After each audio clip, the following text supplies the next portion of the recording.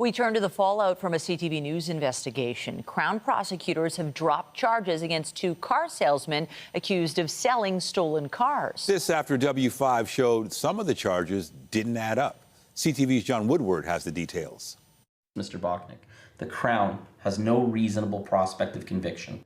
That message from Crown prosecutors, a relief for Harris Bachnick. He's now won his fight with the criminal justice system. It was botched from the word go.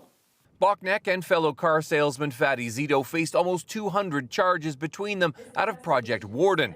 Police accused them of selling more than $2 million worth of stolen cars out of this Toronto dealership and covering it up by faking Carfax vehicle history reports. The dealership's own funds were then used to buy the vehicles, which were fraudulently presented as legitimate. The charges laid at the peak of a vehicle theft crime wave that prompted many arrests as well as progress in stopping stolen cars at the ports.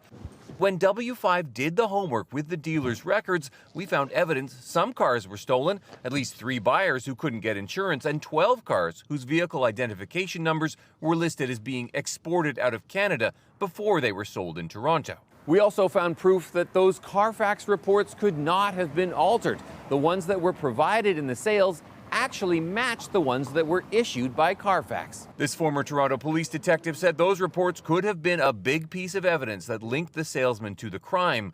Without that, the Crown told Bachnick, there was no reasonable chance of conviction in the case. What seems to be clear in this particular situation is that not all those I's were dotted, not all those T's were crossed. There were 176 charges withdrawn. There was no evidence of it, and I submit from the first day on, myself, the co-accused, that nobody had any part in this. Everything that we did was above board. Bachnick says he was duped, just like the people who bought those stolen cars. But he doesn't know by whom. That leaves a big unanswered question. If the salesmen weren't involved, who was? John Woodward, CTV News.